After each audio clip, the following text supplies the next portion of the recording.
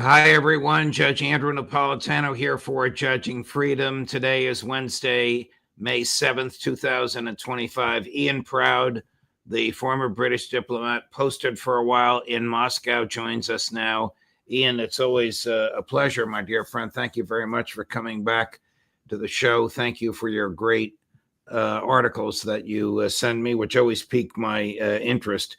Why the recent apocalyptic language from Prime Minister Starmer, from President Macron, and I expect to come soon from Chancellor Merz, and add to that the universal male draft. I'm not sure of the ages in Poland.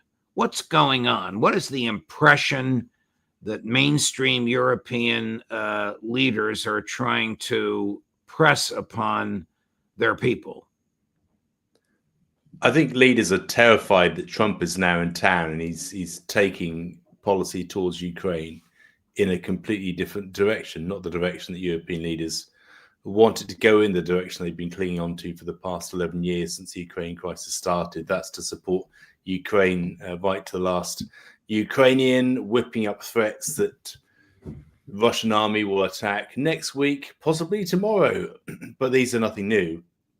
The pitch has gone up simply because the pressure has also gone up from Washington, D.C. to actually settle this senseless war and bring it to a close in circumstances where neither the European leaders nor actually Zelensky himself want to do that.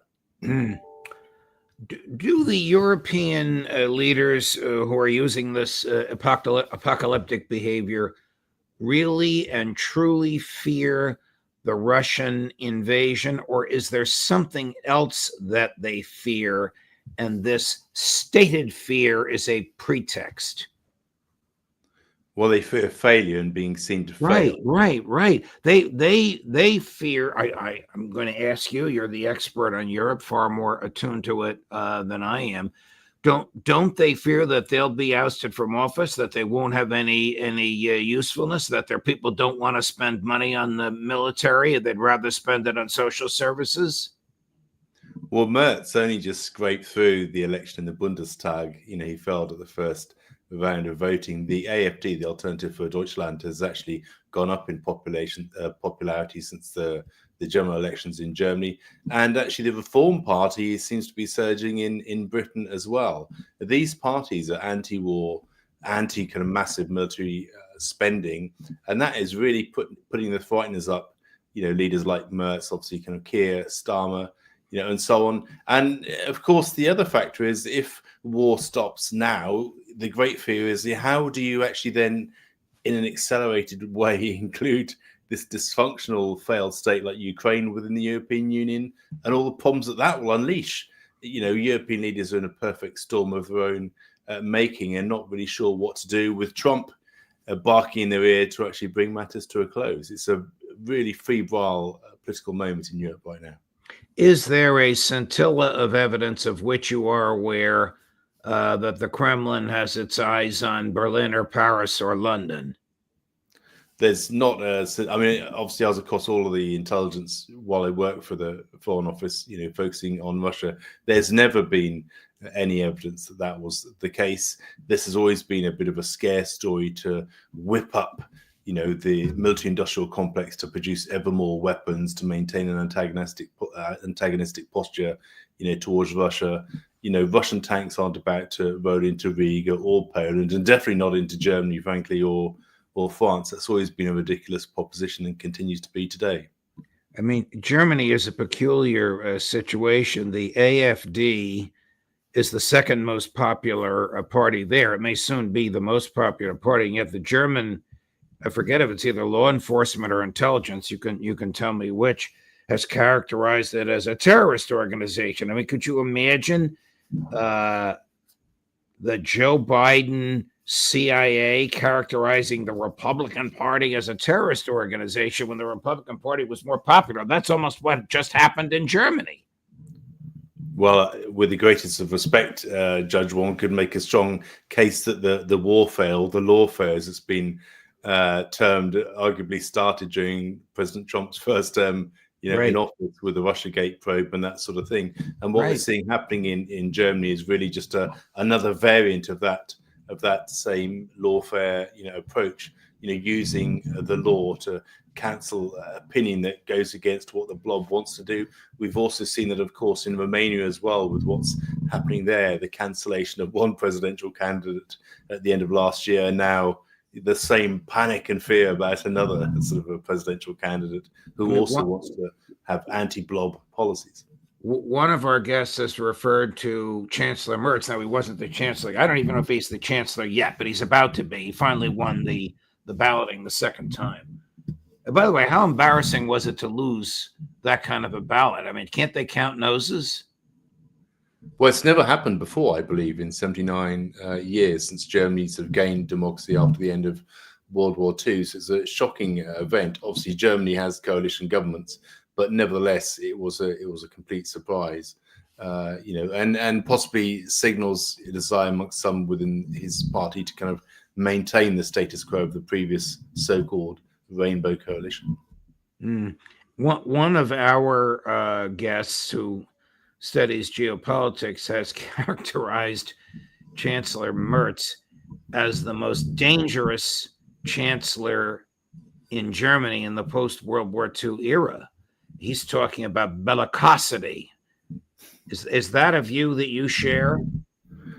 It's hard, frankly, to see that he's any more bellicose than Annalena Baerbock, for example, or Pistorius, who's actually going to continue as defense minister, I believe, in Germany under the new government.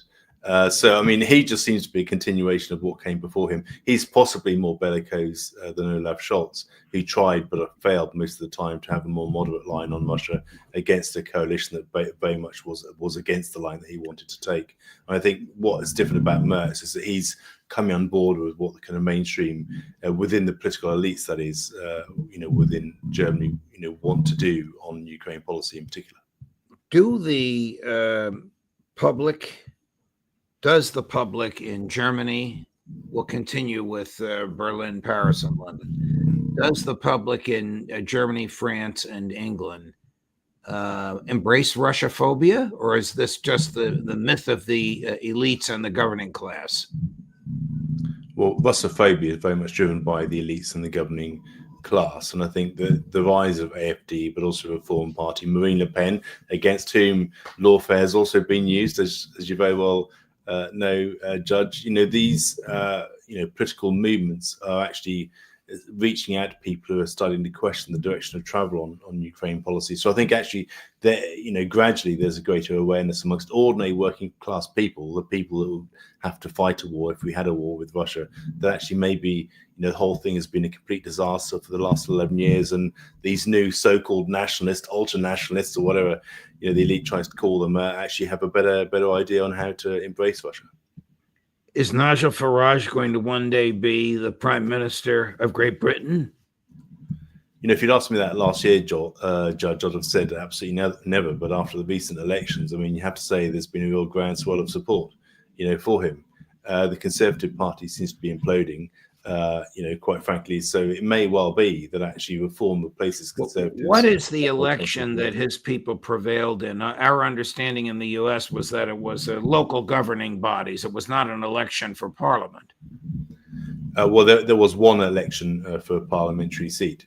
There are some mayoral elections and some local government elections, but nevertheless, the scale of the change in terms of the votes that they gathered was so huge that both the Labour Party and the Conservative Party view that as a massive blow to their standing within the country. So, it isn't, the same as a general election result, but nevertheless, it represented a pretty significant shift, just given the scale of the swing towards reform in traditionally kind of, for example, pro-Labour areas, for example, in the north of England. Right. Does the British public understand that the British military is a fraction of its former self, both Navy and Army, not much of an Air Force to speak of, and Sir Keir's bellicosity is toothless?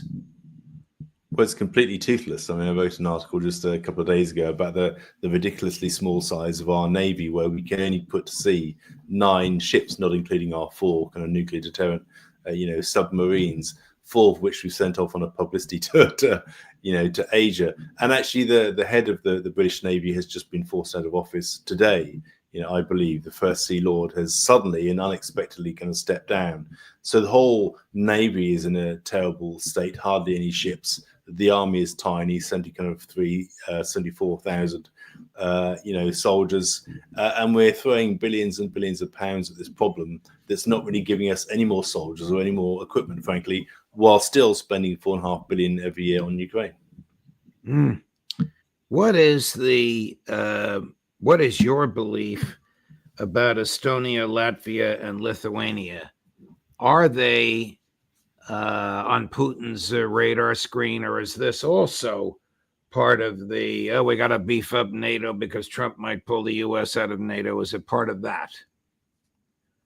No, I mean, they've got historical grievances going back to the Second World War, going back to them being incorporated within the Soviet Union. Kaja Kallas, their lead so-called diplomat, she's frankly not a diplomat at all. She's a disgrace. But I mean, who is she?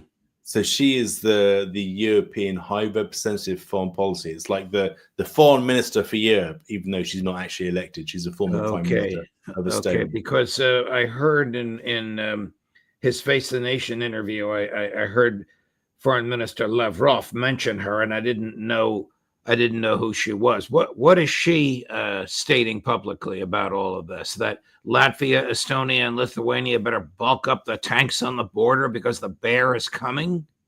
Well, she's saying exactly those things, and Estonia has an absolutely minuscule army. I mean, really, it'd be like a brigade of the United States Marine Corps in terms of its size. It's really tiny. It's a very small country. I mean, she just hates Russia. She has stated publicly she wants to see the breakup of Russia into separate states. She also wants to take on China after apparently, the European Union has defeated Russia. So she's completely mad as a box of frogs, as we might say in the UK, driven by this kind of intense, very Baltic-specific Russophobia that you also see in Latvia and Lithuania.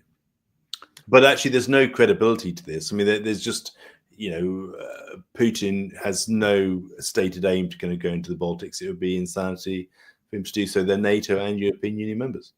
What is the attitude amongst British intelligence with which you've dealt, MI6, when they hear Sir Keir Starmer warning of the Russian bear, and they know damn well from their intel that such a warning is baseless? Well, for them, it's ka-ching, ka-ching. They get more resourcing for their activity. So, I mean, if you look at it through a rational lens, well, maybe, your thesis stands. But for them, they need a global threat to justify their resources, and that's Russia. What is your view of the Witkoff? That's the president's emissary, not General Kellogg. I'll ask you about him later.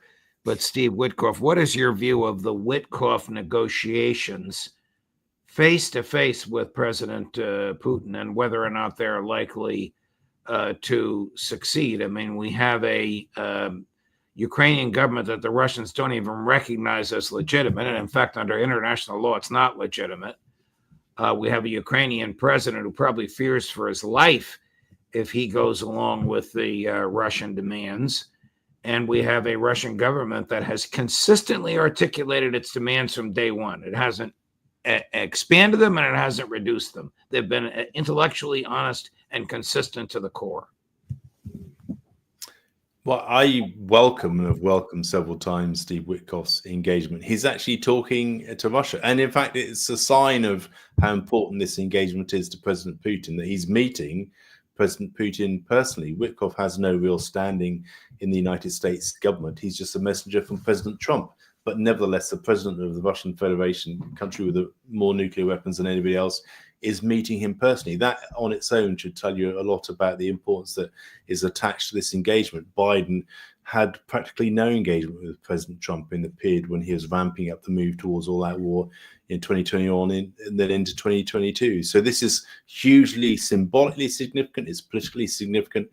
I think, and I applaud everything that Witkoff has done, so far. But the challenge is in terms of whether this is going to be a success, Judge, your question is actually, well, I think, the US and Russia are able to kind of come to an understanding of what's needed to broker peace, but can then President Trump actually, encourage the Europeans to come on board, with this? Because at the moment, it seems to me the Europeans are doing everything possible to resist. So Witkoff, good, excellent signs, but actually with the Europeans digging trenches, it's still going to be a tough task to bring the war to an end. What is your view as a career diplomat to this irregular arrangement? The president's buddy, his friend from New York, a former business partner, not vetted by the Federal Bureau of Investigation and not confirmed by the U.S. Senate, receiving no salary, having no staff, having no governmental authority whatsoever.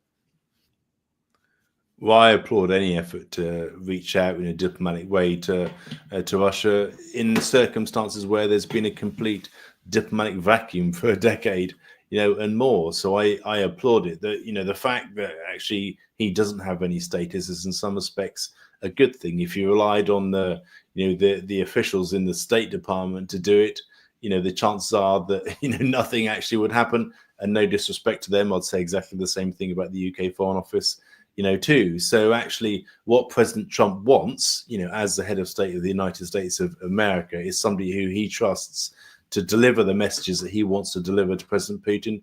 And that's Witkoff. If he doesn't have any status, well, who cares? I mean, he's actually fulfilling an incredibly important role.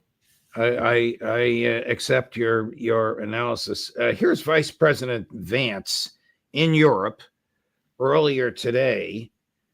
He doesn't really give a reason for it, but he says twice in this clip, we think the Russians are asking for too much. Cut number 25, Chris. Our view is it's absurd that you've had this war go on for so long, and the two sides aren't even talking constructively about what would be necessary for them to end the conflict. You don't have to agree with the Russian justification for the war, and certainly both the president and I have criticized the full-scale invasion, but you have to try to understand where the other side is coming from to end the conflict. And I think that's what President Trump has been very deliberate about, is actually forcing the Russians to say, here is what we would like in order to end the conflict. And again, you don't have to agree with it. You can think that the request is too significant, and certainly the first peace offer that the Russians put on the table, our reaction to it was, you're asking for too much, but this is how negotiations unfold. And I wouldn't say, I'm not yet that pessimistic on this, I wouldn't say that the Russians are uninterested in bringing this thing to a resolution. What I would say is right now, the Russians are asking for a certain set of requirements, a certain set of concessions in order to end the conflict. We think they're asking for too much. I don't know what, and I don't imagine you don't either, Witkoff is trying to negotiate out of President Putin. But as we said earlier, Ian, what the Russians are asking for today in May of 2025 is the same thing they were asking for in February of 2023. They haven't changed. And they are within inches. When I asked Foreign Minister Lavrov off camera, he went like this, holding his forefinger and his thumb about an inch and a half apart. Why would we agree to a ceasefire when we are this close? They are within inches, metaphorically, of achieving their goal, are they not? Their military goal. Or are these drones, which are now being made, I understand, one a minute in Ukraine, going to force Putin to use stronger missiles or be more patient? Well, Russia still has the upper hand on the battlefield, as you see, with the small incremental movements happening on a day-to-day basis. I think the controversial issue, the sticking point in negotiations, is around the territorial issue of the four oblasts and how the line is drawn around that. I mean, I think the NATO issue has very evidently been taken off the table, and people understand that. But how do you draw the line when the fighting stops? Russia still wants to evidently conquer the whole of the Donbass. The United States has been making noises about recognizing Crimea. I think that is the sticking point that's holding things up right now. But the really important thing for me that Vice President Vance said at the top of that was the need actually to bring both sides together to sort it out, because there's only so much the United States can do. And actually, the Russian side have said that they're willing to have direct negotiations with Ukraine. Clearly, Ukraine doesn't want to do that too. So actually, there needs to be more pressure on the Ukrainian side to get to a position where both Russia and Ukraine are talking directly to each other and finding some sort of compromise on this. 2 weeks ago, Secretary of State Rubio said, we're getting sick and tired of this. We're going to give both sides a week, and then we may very well close up shop. I'm paraphrasing him with respect to Ukraine.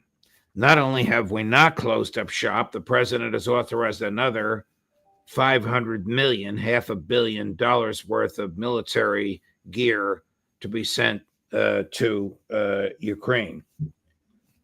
Do the European elites still fear that Donald Trump will leave Ukraine in the lurch? Absolutely, they're terrified about that, and they're terrified about that because they'll have to pick up the bill. I mean, can they afford the bill? No, they can't afford the bill. They absolutely cannot afford the bill. I mean, I've written extensively on how this rearmament plan already isn't affordable. There's how do you even keep the Ukrainian government afloat into 2026 if the fighting keeps happening? There's one massive bill there. That isn't even considering the cost of fighting the war itself. You know, Europe just doesn't have the money for this. Europe and the USA don't have the money to keep doing this, you know, forever. That's why, you know, we need to kind of turn off this spigot and say, well, make it end. I mean, that is the only way, because even if the war ends today, Europe is still going to face a massive bill going into next year and the year after, just keeping the Ukrainian lights on. Before I let you go, I have to ask you what you think of this. It's President Trump on Meet the Press on Sunday. Chris, cut number 10. Ukraine, there's been discussions they will have to give up some of the land. Russia will have to give up all of Ukraine because that's what they want. All of Ukraine, meaning they wouldn't keep any of the land that they've claimed? Russia would have to give up all of Ukraine because what Russia wants is all of Ukraine. And if I didn't get involved, they would be fighting right now for all of Ukraine. Russia doesn't want the strip that they have now. Russia wants all of Ukraine. And if it weren't me, they would keep going. Does anybody take that seriously? No, not really. Is there a scintilla of evidence that the Kremlin wants all of Ukraine? No, I mean, I've got a lot of time for President Trump, but I think there he's just being very President Trumpish, you know, about it. I mean, that just suits his narrative that things would be a whole lot worse if he wasn't in charge. That's fine. I respect what he's been trying to do on Ukraine. It's much needed. The Europeans have, you know, been doing absolutely nothing. So I welcome his efforts. But there, I think he's just playing to the crowd, I'm afraid. Okay. I think you're probably right. Or if you're wrong, if he really believes that, he's getting terrible, terrible intel, and he's believing what those neocons are whispering into his ears. But well, yeah, I mean, there are still strong voices in his own party, right, that still, you know, believe that. So, I mean, you know, he has a tough job just within the Beltway to kind of shift things, right? I mean, it's not just he's got to tackle the blob in DC. He's got to get these rest of European leaders on board. He's got to deal with Zelensky, who just wants to fight, you know, to the last Ukrainian, and deal with the Russians. So, I mean, it's a massively difficult task he's got, and I admire what he's been trying to do so far. Right. Ian Proud, a pleasure to chat with you. Thank you, my friend. Keep those weekly columns coming. They're very informative. I hope you can come back and join us again soon. And I met him many, many times in my days at Fox. If you come across Nigel Farage, tell him I love him. I will do. Thanks, you, Ian.